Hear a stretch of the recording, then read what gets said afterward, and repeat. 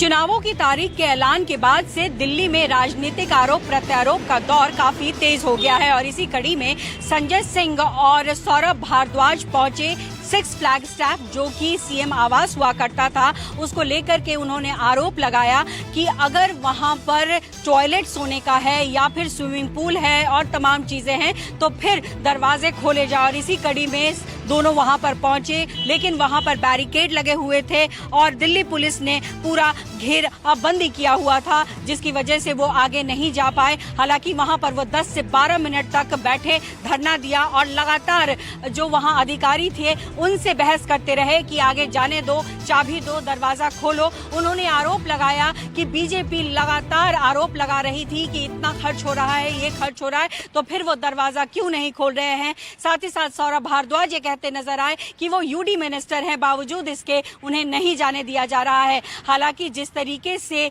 BJP ने ये ball खेली थी उसको अपने पाले में आम आदमी पार्टी न लेते हुए दोबारा से उन्हीं के बॉल को उनके पाले में डाल दिया और उसके बाद वीरेंद्र सचदेवा आतिशी के घर पहुंचे और वहां पर उन्होंने कहा कि आखिर कितना बंगला चाहिए बंगला देवी को। तो इस तरीके की सियासत अब दिल्ली में चरम पर दिख रही है। कैमरा पर्सन प्रहलाद सिंह के साथ पल्लवी झा, दिल्ली न्यूज़ 24। दिल्ली में भारतीय जनता पार्टी आम आदमी पार्टी शीश महल के मुद्दे पर लगातार घेर रही थी, जिसके लिए संजय सिंह ने एक प्लान बनाया कि मीडिया को लेकर के उस शीश महल के दर्शन कराए जाएं। हालांकि आज संजय सिंह ने पहले प्रेस कॉन्फ्रेंस की, उसके बाद में तमाम मीडिया को लेकर के सिविल लाइंस वहां मकान पर पहुंचे, जहां पर जो सीएम यानी कि पूर्व सीएम अरविंद केजरीवाल रहते थे, जिसको भारतीय जनता पार्टी लगातार 32 करोड़ रुपए की लागत से बना हुआ महल बता रही थी। उसमें बता रही थी कि सोने के टॉयलेट बने हुए हैं, साथ ही उसमें तमाम तरीके की जो सुविधाएं हैं वो उसमें है, बार है। इन्हीं सब मुद्दों को लेकर के संजय सिंह ने आज बीजेपी पर हमला बोला और वहां से जो महल है उसके दर्शन कराने के लिए मीडिया के साथ पहुंचे, लेकिन संजय सिंह को अंदर नहीं जाने दिया। साथ में सौरभ भारद्वाज भी मौजूद थे। फिलहाल जिस तरीके से आम आदमी पार्टी भी जो नरेंद्र मोदी के महल है उसको राजमहल बता करके बता रही है कि वो भी करीब 12,000 करोड़ लागत से बना हुआ है। फिलहाल तमाम तरीके की राजनीति इस राजमहल और शीश महल को लेकर के दिल्ली में हो रही है। ऐसे में सवाल यही उठता है कि क्या दिल्ली का चुनाव शीश महल और राजमहल पर होगा। कैमरा पर्सन संजय सिंह के साथ में यूसुफ, न्यूज़ 24 दिल्ली। दिल्ली के सीएम आतिशी से पीडब्ल्यूडी विभाग ने 6 फ्लैगस्टाफ रोड वापस लेने का पत्र क्या लिखा। दिल्ली की सियासत में एक बार फिर भूचाल सा गया। हालांकि इसको लेकर एलजी ने साफ किया कि 3 महीने के अंदर किसी भी मंत्री को पोजेशन जो है वो लेना होता है बंगले का, लेकिन आतिशी ने विवाद को बढ़ाने के चलते पोजेशन नहीं लिया। बीजेपी ने भी यही आरोप लगाया। बीजेपी ने कहा कि पोजेशन ना लेने की वजह एकमात्र ये है कि दिल्ली के सभी मंत्री, जिसमें दिल्ली के मुख्यमंत्री भी शामिल हैं, उनका मकसद सिर्फ और सिर्फ विवाद को जन्म देना और उसे बढ़ाना होता है। यही वजह है कि जब एलजी की तरफ से दिल्ली के मुख्यमंत्री को प्लॉट आवंटित हुआ, जिसमें कि 2 एड्रेस एलजी की तरफ से जो पीडब्ल्यूडी विभाग का लेटर जारी हुआ उसमें लिखा भी हुआ है कि मथुरा रोड वाला जो घर था वो भी आवंटित किया गया था दिल्ली के मुख्यमंत्री को, लेकिन उसके बावजूद दिल्ली के मुख्यमंत्री ने 3 महीने तक पोजेशन नहीं लिया, यानी कि उस प्लॉट में शिफ्ट नहीं हुई। और ये एक बड़ी वजह थी जिसकी वजह से पीडब्ल्यूडी विभाग ने उनसे जो भी कानूनी प्रक्रिया थी उसके आधार पर वो जो घर था वो वापस ले लिया। अब उसको लेकर आम आदमी पार्टी ने दिल्ली के उपराज्यपाल साथ ही साथ बीजेपी पर निशाना साधा और कहा कि ये जानबूझकर किया गया है। लेकिन दिल्ली विधानसभा चुनाव की तारीखों के ऐलान के साथ ही राष्ट्रीय कांग्रेस ने दिल्ली वालों के लिए अपनी दूसरी गारंटी का ऐलान कर दिया। अगर दिल्ली में कांग्रेस की सरकार बनती है तो हर एक दिल्ली वालों को 25 लाख रुपए तक का फ्री इलाज मिलेगा, यानी 25 लाख रुपए तक का बीमा कांग्रेस पार्टी हर एक दिल्ली वासी को तोहफे में देगी। इसके पहले कांग्रेस ने दावा किया कि राजस्थान में जब कांग्रेस की गहलोत की सरकार थी तो वहाँ चिरंजीवी योजना के जरिए तकरीबन 1.5 करोड़ लोगों को किडनी से लेकर जुकाम तक के इलाज को फ्री इलाज कर उसने जमीन पर ये काम उतारा है। और अगर दिल्ली में प्यारी दीदी योजना के तहत हर एक खाते में 2500 रुपया देने की बात कर रही है, जो कर्नाटक में करके दिखाया है, तो दिल्ली में भी राजस्थान के चिरंजीवी योजना के तर्ज पर अगर सरकार बनती है तो दिल्ली के हर एक वासी को 25 लाख रुपए तक का फ्री बीमा दिया जाएगा। ये कांग्रेस की हर एक घर को जरूरत है और उम्मीद की जा रही है कि दिल्ली में कांग्रेस इन लोक लुभावन वादों के जरिए क्या इस बार के विधानसभा चुनाव में अपना खाता खोलेगी, क्योंकि साल 2015 और 2020 कांग्रेस के लिए अच्छा नहीं रहा है, जहां कांग्रेस ने विधानसभा चुनाव में अपना खाता तक नहीं खोला था। कैमरामैन रफीक के साथ ऋषिकेश कुमार, न्यूज़ 24, दिल्ली। बिहार में विधानसभा चुनाव की तैयारी अभी से ही शुरू हो चुकी है। चाहे मुख्यमंत्री नीतीश कुमार हो या फिर नेता प्रतिपक्ष तेजस्वी यादव, दोनों नेता अपने यात्रा के जरिए बिहार की जनता का नब्ज टटोलने की कोशिश कर रहे हैं। मुख्यमंत्री नीतीश कुमार अपने प्रगति यात्रा के दौरान आज सारण जिला में रहेंगे। सबसे पहले वो सरकारी योजनाओं का निरीक्षण करेंगे, साथ ही वहाँ मौजूद लोगों से फीडबैक लेंगे कि सरकारी योजनाओं का लाभ उन तक पहुंच रहा है या फिर नहीं।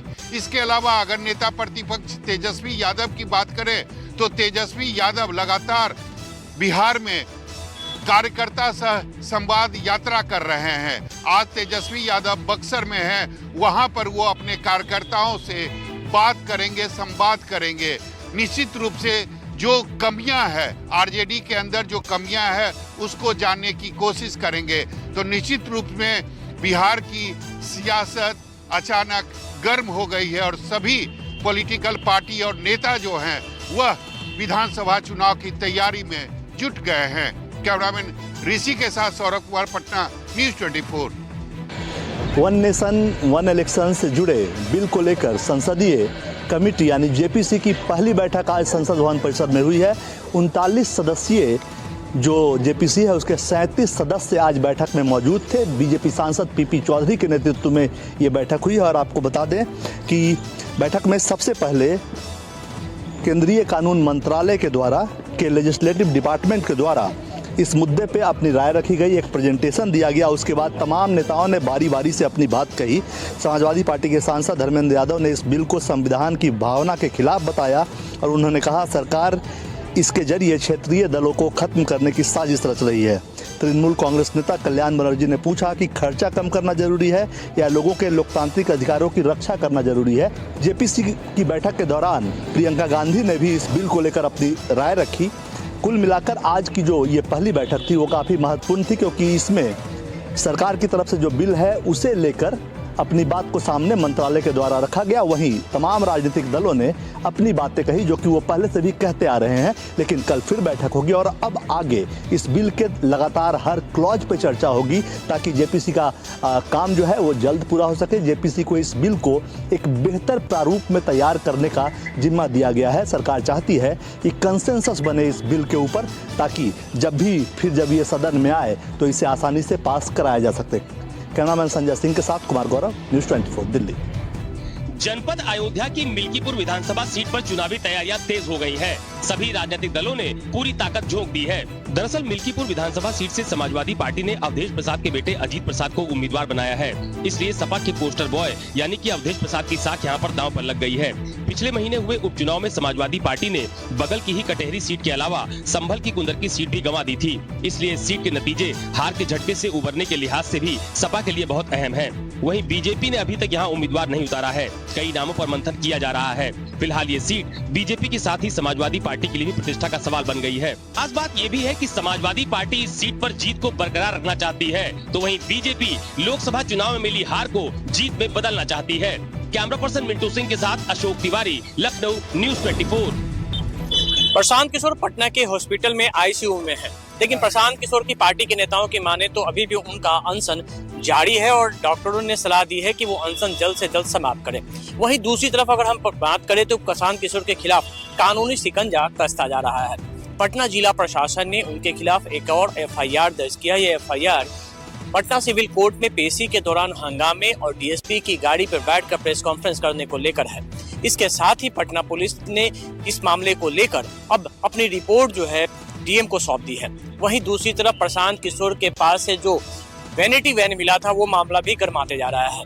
वैनिटी वैन को पटना जिला प्रशासन ने डीटीओ के पास जांच के लिए भेजा था और इस जांच के दौरान कई गड़बड़ियां सामने आई हैं। इस वैनिटी वैन का जो रजिस्ट्रेशन है वो एनिमल व्हीकल यानी कि प्राइवेट व्हीकल के रूप में किया गया है, जबकि यह कमर्शियल व्हीकल के श्रेणी में आता है और 25 सीटर है।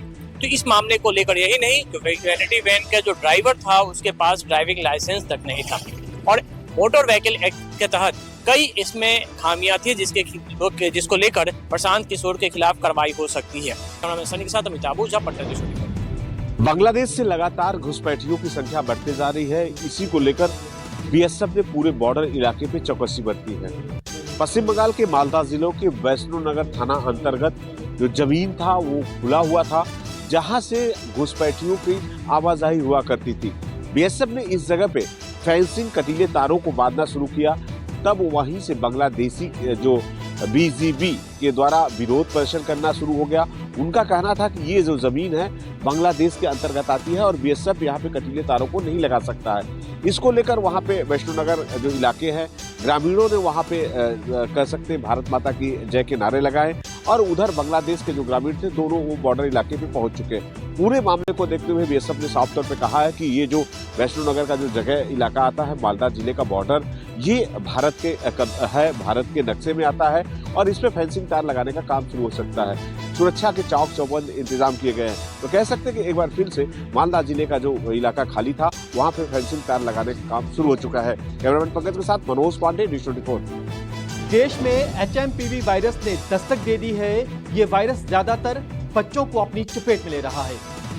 वहीं जम्मू कश्मीर स्वास्थ्य विभाग अलर्ट मोड पर है ताकि अगर यहां पर HMPV वायरस का कोई भी केस आता है उस मरीज को अलग यानी आइसोलेशन वार्ड में रखा जाए। हम इस समय मौजूद हैं जम्मू संभाग के सबसे बड़े सरकारी अस्पताल गवर्नमेंट मेडिकल कॉलेज में। यहाँ पर आप देखिए कि जो आइसोलेशन वार्ड यहाँ पर बनाया गया है, यहाँ पर आप देखिए कि जो हेल्थ डिपार्टमेंट की टीम है वो लगातार यहाँ पर डेरा डाले हुए हैं क्योंकि यहाँ पर 30 बेडेड ये आइसोलेशन वार्ड फिलहाल तैयार किया गया है और अगर जरूरत पड़ती है इस बेड की संख्या को बढ़ाया जा सकता है। जो स्वास्थ्य विभाग है वो पूरी तरह से अलर्ट मोड पर है और आप देखिए तैयारी जो है वो इस पर यहाँ पर की जा रही है। 30 ऐसे जो बेड है वो आइसोलेशन वार्ड यहाँ पर तैयार किया गया है। ना केवल जम्मू का सबसे बड़ा सरकारी अस्पताल, बाकी अस्पताल हैं वहां पर भी तैयारी की जा रही है। लेकिन डॉक्टर जैसे बता रहे हैं कि घबराने की जरूरत नहीं है। खांसी, जुकाम, बुखार होता है, सांस लेने में दिक्कत होती है, घर पे इलाज नहीं करिए, डॉक्टर की सलाह लीजिए, डॉक्टर के पास जाइए क्योंकि लाइलाज बीमारी नहीं है। कैमरामैन RK कोल के साथ पंकज शर्मा, न्यूज़ 24 जम्मू। महाकुंभ प्रयागराज में आज 3 अखाड़ों की पेशवाई निकाली जाएगी जिसमें निर्मोही, अनी और दिगंबर अखाड़े शामिल हैं। आपको बता दें कि इन तीनों अखाड़ों की नगर प्रवेश आज होना है। ऐसे में हजारों की संख्या में साधु, संत, महात्मा, नागा साधु और महामंडलेश्वर इस शोभा यात्रा में शामिल होने वाला है। आपको बता दें कि 13 जनवरी से महाकुंभ की शुरुआत होनी है और 26 फरवरी तक महाकुंभ चलने वाला है। ऐसे में अलग अलग अखाड़ों की शोभा यात्रा निकाली जा चुकी है जिसमें से आज 3 महत्वपूर्ण अखाड़ों की पेशवाई निकाली जाएगी। ऐसे में हाथी, घोड़े और ऊंट पर सवार साधु, संत, महात्मा और खास तौर पर नागा साधु प्रयागराज की अलग अलग सड़कों से अपने अखाड़ों में प्रवेश करने वाले हैं। कैमरामैन दीपक के साथ दीपक दुबे, न्यूज़ 24 प्रयागराज। राजस्थान में पूर्ववर्ती अशोक गहलोत सरकार द्वारा बनाए गए 9 जिले और 3 संभागों को रद्द करने के फैसले के बाद अब भजनलाल सरकार पूर्ववर्ती सरकार द्वारा बनाए गए सरकारी इंग्लिश मीडियम स्कूल की समीक्षा के लिए एक कमेटी बना रही है। इस कमेटी की अध्यक्षता डिप्टी सीएम प्रेमचंद बैरवा करेंगे जिसमें कैबिनेट मंत्री गजेंद्र सिंह खीवसर, सुमित गोदारा और राजस्थान के शिक्षा मंत्री मदन दिलावर होंगे।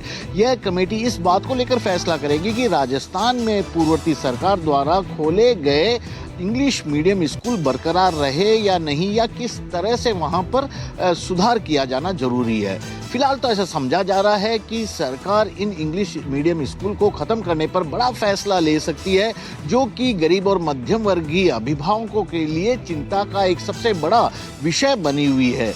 दरअसल राजस्थान में इस वक्त 3700 भी ज्यादा इंग्लिश मीडियम स्कूल चल रही है जिसमें 7 लाख से भी ज्यादा विद्यार्थी पढ़ रहे हैं क्योंकि सरकार ने कमेटी बना दी है। इसका मतलब है कि सरकार पुराने सरकार के इस फैसले की समीक्षा करेगी। श्रीवत्सन, जयपुर, न्यूज़ 24।